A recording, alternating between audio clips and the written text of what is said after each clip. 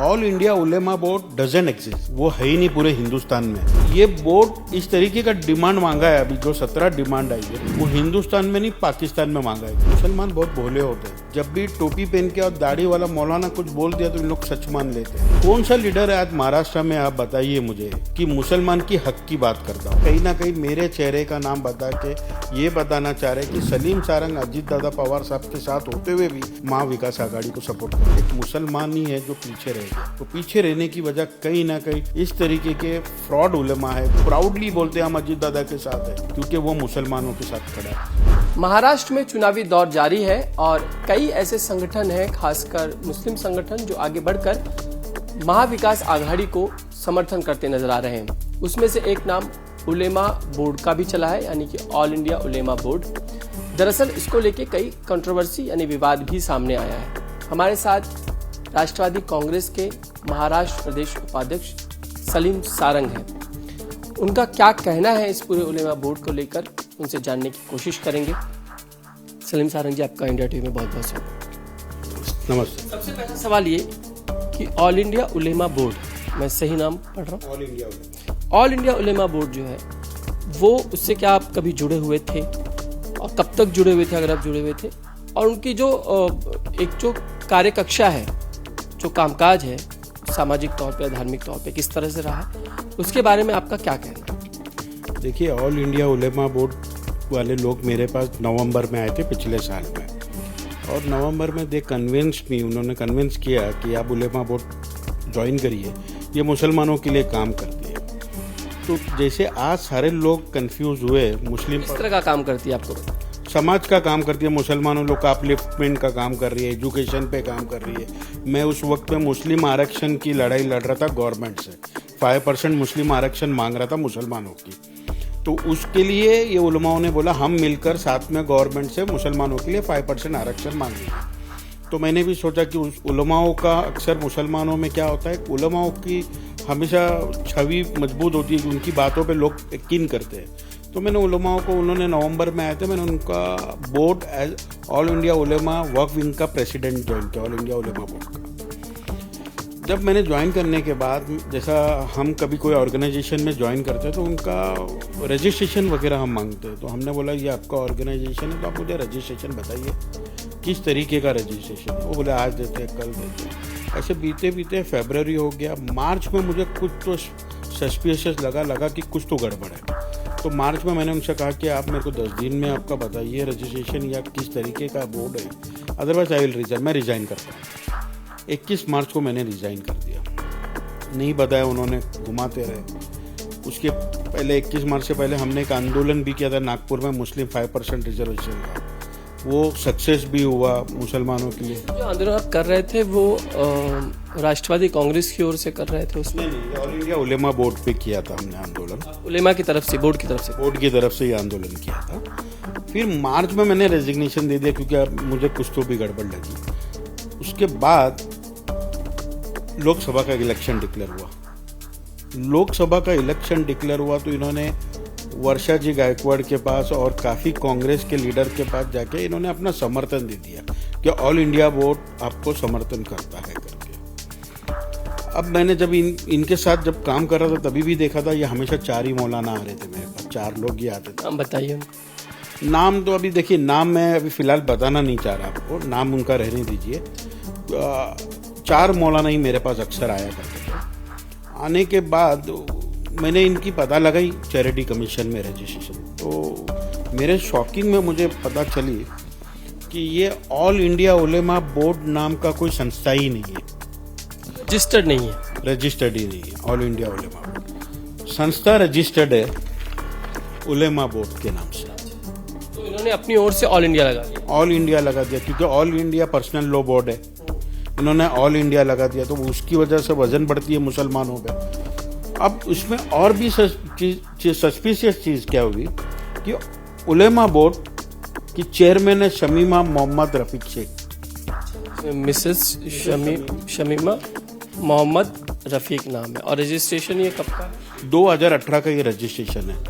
अब charity commission में जब भी कोई एनजीओ रजिस्टर्ड होता है, 2018 में रजिस्टर्ड हुआ, उसको 3 साल के अंदर ऑडिट तो करना कंपलसरी है। ये बोर्ड ऑडिटेड नहीं है। ऑडिटेड नहीं होने की वजह इसको कैंसिल कर दिया, इसको स्ट्राइक आउट कर दिया। अभी अस्तित्व में नहीं है। अस्तित्व में नहीं है। जब ये अस्तित्व में नहीं है तो ये किस तरीके से जाके किसी पॉलिटिकल पार्टी को बोलते कि हमारा पार्टिंबा तुमको है। गवर्नमेंट रूल के हिसाब से, चैरिटी कमीशन के रूल के हिसाब से, इलेक्शन कमीशन के इलेक्शन कोड ऑफ कंडक्ट के हिसाब से कोई भी संस्था पॉलिटिकल पार्टी को सपोर्ट नहीं दे सकती है। ये इलेक्शन कोड ऑफ कंडक्ट का वायलेशन है। ये दोनों चीज़ भी नहीं कर सकती। तभी भी मैंने इनसे जवाब मांगा कि आपने किस तरीके से किया। मतलब ठीक है, अभी ये लोग कर रहे हैं तो चल रहा है चीज़ों को। पूरे नैरेटिव इन्होंने सेट किया लोकसभा में। ऐसे 4-5 ऑल इंडिया उलेमा बोर्ड की संस्था आई, कांग्रेस को हमने सपोर्ट दिया। अभी सिमिलर चीज़ महाराष्ट्र के विधानसभा इलेक्शन में भी इन्होंने इस तरीके का किया। अब जब तक भी मैंने इन पर कोई लीगल एक्शन नहीं ली थी, मेरी शॉक हो गया मुझे। अचानक से मैंने मेरी इमेज देखी है सारे टीवी चैनल में। As a president, all India Ulema board का प्रेसिडेंट सलीम सारंग महाविकास आघाड़ी को सपोर्ट दे रहा है। इस बात का मुझे ऐतराज हुआ। ये जो तस्वीर है, ये मेरी तस्वीर है। इसमें तकरीबन 6 लोग हैं टोटल, उसमें एक महिला भी है और आप भी उसमें बैठे, टोटल 7। जी, ये कहीं पुणे का दिखा है उसमें। उस वक्त पुणे का हमने इसमें प्रेस कॉन्फ्रेंस लिया था। इस पर तब आप जुड़े हुए थे। क्या हुआ था तो उस वक्त ये नाम जो है ऑल इंडिया उलेमा बोर्ड ही उस वक्त भी कुछ भी है, लेकिन ये बोर्ड अस्तित्व में नहीं है। कोई भी तक आपको इसका कोई इल्म नहीं था। इल्म नहीं था मुझे इस बात का। तो अब मेरी तस्वीर आके इन्होंने बताया कि मैंने महाविकास आघाड़ी को सपोर्ट दे दिया, ऑल इंडिया बोर्ड। एक तो आपने फेक सपोर्ट दिया है, दूसरी बात सलीम सारंग ने दिया। मैं अजीत दादा के साथ, अजीत दादा पवार राष्ट्रवादी कांग्रेस पार्टी के साथ हूँ, और मैं महाविकास आघाड़ी को सपोर्ट किस तरीके से दे सकता हूँ? ये तो धोखाधड़ी हो गई। पहले से ही आप धोखाधड़ी कर रहे हो। अब मेरे जैसा इंसान जो कि वेल क्वालिफाइड है, पॉलिटिकली सब कुछ जानने वाला आदमी भी इनके बहकाव में आके इनकी संस्था में चला गया। अब पता लगाने के बाद मुझे पता चला कि हर इलेक्शन में इस तरीके के बोर्ड एक्टिव होते और ये फेक नैरेटिव बना के ये लोग दिखाते कि हमने कांग्रेस को सपोर्ट दिया और फिर डिमांड मांगते। मेरा ऐतराज इस बात की है कि ये बोर्ड इस तरीके का डिमांड मांगा है। अभी जो 17 डिमांड आई है वो हिंदुस्तान में नहीं, पाकिस्तान में मांगा है। जिस तरीके से कहीं ना कहीं मुसलमानों के खिलाफ आप नफरत भर रहे हो, जाने अनजाने में ये लोग मतलब हिंदू मुस्लिम में नफरत हेट्रेड बढ़ा रहे ना हिंदू मुसलमान में। आप देखेंगे, ठीक है, आप उलेमा हो, आपने मुसलमानों को आप बोल रहे हो कि इनको वोट दो। अगर वही कोई हिंदू धर्म गुरु बोल दे तो ये सारी चीज़ों का एतराज़ होगा ना, चीज़ों को लेकर। कहीं ना कहीं इनमें वेल क्वालिफाइड उलेमा भी है, जो हकीकत उलेमा है। उलेमा बनने का हमारे में एक डिग्री होती है, इनमें से किसी के पास वो डिग्री भी नहीं है। हमने लास्ट तक पूछा कि आपके पास डिग्री है क्या? तो ऐसे काफ़ी उलेमा जो है, जो ग्रुप है, जो कांग्रेस इस्तेमाल करती है अपना समर्थन दिखाने के, फेक नैरेटिव बनाने के लिए इलेक्शन के टाइम पे, इसको कहीं ना कहीं रोक लगना चाहिए। ये रोक लगने के लिए मैंने इसको चैरिटी कमीशन में भी कंप्लेंट डाला है इनकी, और इलेक्शन कमीशन में भी डाला है। लेकिन जब ये खासकर उलेमा बोर्ड के समर्थन का जब खत, वो लेटर सामने आया, उस वक्त खुद राष्ट्रीय अध्यक्ष मल्लिकार्जुन खड़गे हों या नाना पटोले हो, क्योंकि उनके हस्ताक्षर सामने आए थे कि वो समर्थन का पत्र दे रहे हैं या एक्सेप्ट कर रहे हैं उनकी मांगों को, तो उन्होंने सिरे से खारिज कर दिया कि हमने किसी तरह से कोई समर्थन उलेमा बोर्ड को दिया नहीं है। जो कोई लेटर सोशल मीडिया पे घूम रहा है वो पूरी तरह से गलत है और कहीं ना कहीं ये विरोधी पक्ष की साजिश है, उनका फेक नैरेटिव। किस तरीके से विरोधी पक्ष की साजिश है? मैं आपको कुछ फोटोज बता दूंगा इनकी। ये लोकसभा में पेपर में ऐड दिया गया वर्षा गायकवाड़ जी का। इन्होंने खुल के बोला कि ऑल इंडिया उलेमा बोर्ड ने हमको सपोर्ट दिया है। ये सारे प्रूफ है मेरे पास जो कि मैंने दिया। ये देखिए, तो ये साजिश कैसा है? आज आप पकड़े गए हो चीज़ों को लेके, वो बोल रहे कि ये साजिश है, ये कहीं ना कहीं फेक नैरेटिव है, हमको फंसा रहे। तो लोकसभा में आपने तो पेपर में डाला, तब आपने मना क्यों नहीं किया कि आप लोग तो बोगस हो? और कहीं ना कहीं ये जो संस्था है ऑल इंडिया उलेमा बोर्ड, जो so called all India board, ये लोगों के साथ इनके सारे फोटोग्राफ्स है। हर बार इन्होंने इनके साथ काम किया है, काफ़ी पेपरों में ऐड दिया है कि ऑल इंडिया उलेमा बोर्ड का हमको सपोर्ट है।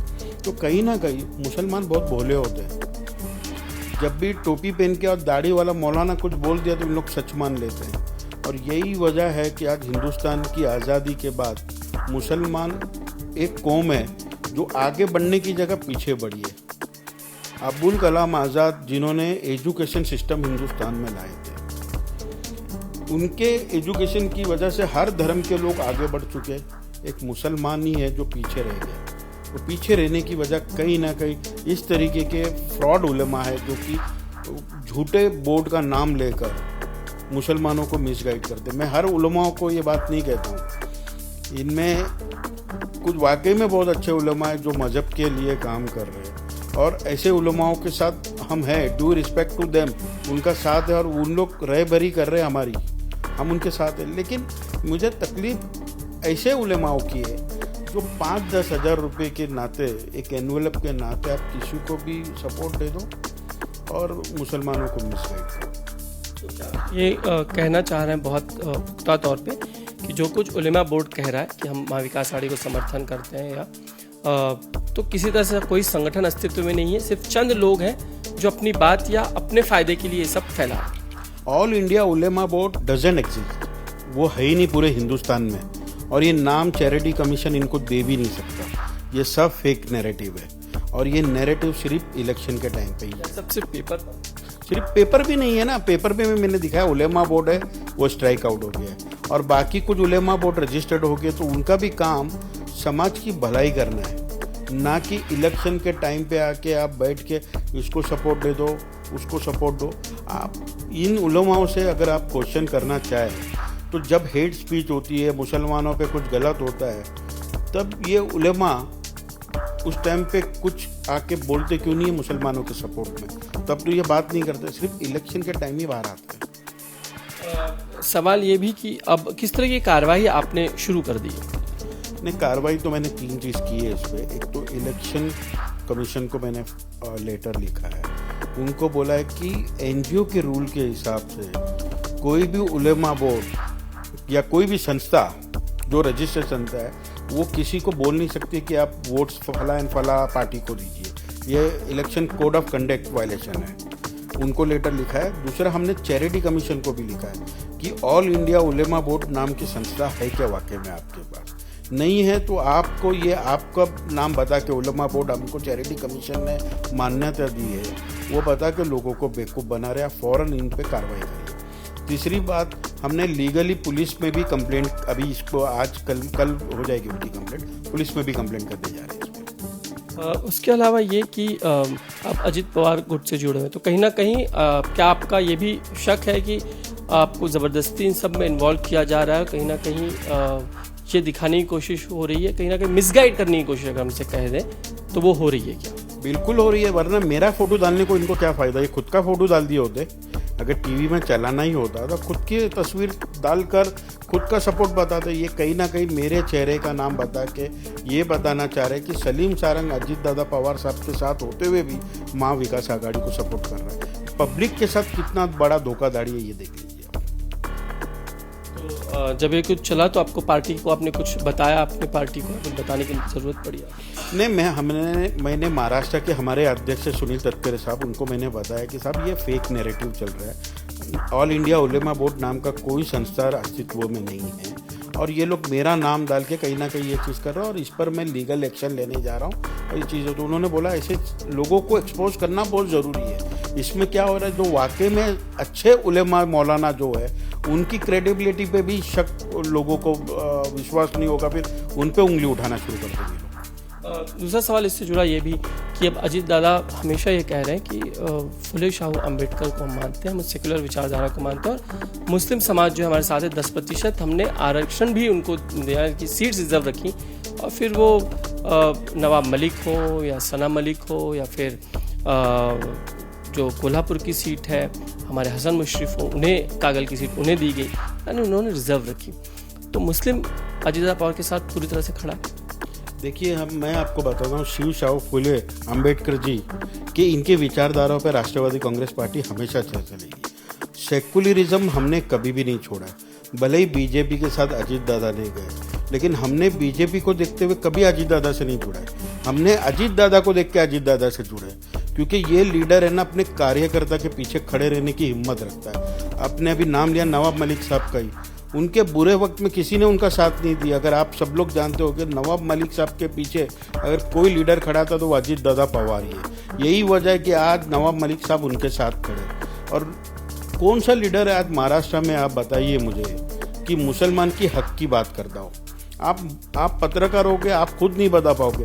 वो पहला लीडर अजीत दादा पवार, कहीं भी मॉब लिंचिंग की बात हो या कहीं हेट स्पीच हो या कोई इलीगल एक्टिविटी हो अगेंस्ट द मुस्लिम, उनकी पहले ही उस पर बाइट आती है कि ये गलत है, ये नहीं होना चाहिए, उसको रोका भी है।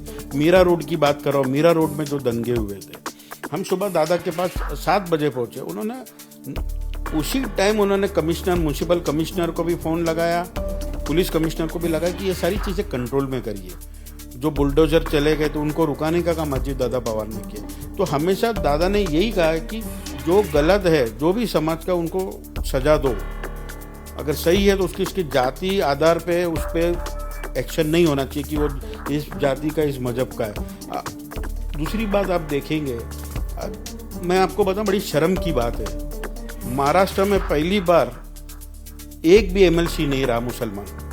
ये पहली बार हुआ है, एक भी मुसलमान एमएलसी नहीं हुआ है। हालांकि मुसलमानों ने भर भर के वोट दिया था महाविकास आघाड़ी को। जब एमएलसी का चुनाव का टाइम आता है तो महाविकास आघाड़ी का भी फर्ज बनता है ना, एक तो मुसलमान को खड़ा करे। उन्होंने एक भी मुसलमान को खड़ा नहीं किया। इतने लोग थे, इतनी 3 पार्टी थी, उद्धव बाला साहब ठाकरे थे, शरद पवार साहब थे, कांग्रेस थी, तीनों में से एक तो मुसलमान एमएलसी देते हैं। वो अजीत दादा पवार ने मुसलमान एमएलसी दिया। और हमारे पास 2 ही एमएलसी आई थी, एक हमने ओबीसी को दिया, दूसरी हमने मुसलमान को दिया। तो ऐसा लीडर जो मुसलमानों के लिए बोलता नहीं, करके दिखाता है। 10% सीट दी, जैसे आपने भी कहा। अब पूरी दुनिया जानती है, पूरा महाराष्ट्र जान रहा है कि मुसलमानों को कोई आज की तारीख में अपनी पार्टी में सिंपैथी वोट के लिए सब खड़े हैं, लेकिन उनका हक देने की बात आती है तो कोई खड़ा नहीं होता। ये अजीत दादा पवार है कि सबके अगेंस्ट जाके, भले बीजेपी के साथ हो, लेकिन सेकुलरिज्म आप देखिए उस लीडर का। उन्होंने 10% सीट मुसलमानों के लिए उनको टिकट दिया। और मैं आपको बताऊं, ये 5 के 5 जीत के भी आएंगे, क्योंकि इतना कॉन्फिडेंटली बोल रहा हूं कि मुसलमानों को इन पर पूरा भरोसा अजीत दादा पवार है। दूसरे पार्टी, पॉलिटिकल पार्टी बोल रही है हमको मदरसा बंद करवाना है। अजीत दादा पवार ने मदरसा को अपग्रेडेशन के लिए 10 लाख रुपया सेंक्शन कराया। कौन करवा रहा है? मुसलमानों को भी समझना है कि आज 70-80 साल से जिस पार्टी को, मैं तो आपको इस तरीके से बोलूँगा, सब ने अपनी विचारधारा बदली है। सब ने, मुसलमानों ने अपनी विचारधारा नहीं बदली 80 साल से। उन्होंने एक ही पॉलिटिकल पार्टी को वोट देते हैं। तो उस पॉलिटिकल पार्टी का हक नहीं बनता इनका हक देने को मुसलमानों का, वो अजीत दादा पूरा कर रहे हैं। जब अजीत दादा ने सेकुलरिज्म पूरी तरह से दिखा रहे हैं तो फिर मुसलमान उनके पीछे क्यों नहीं खड़ा होगा?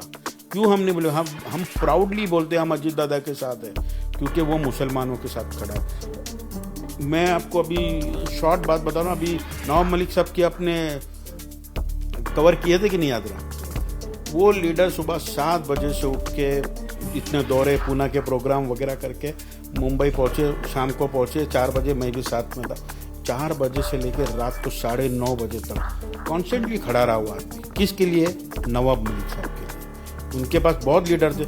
आज भी 5 घंटा वो जीप में खड़ा रहा इतना सुबह से उठ के। हम उनसे उम्र में भी कम है और उतनी प्रोग्राम भी नहीं करते, जाके हम थक गए, लेकिन वो थके नहीं। पब्लिक से बात करने का, पब्लिक से मोहब्बत करने का, मुसलमानों को अपनी तरफ करना, वो लीडर है। धन्यवाद हमसे खुलकर बातचीत करने के लिए। कैमरामैन देवेंद्र के साथ समीर भिसे, इंडिया टीवी, मुंबई।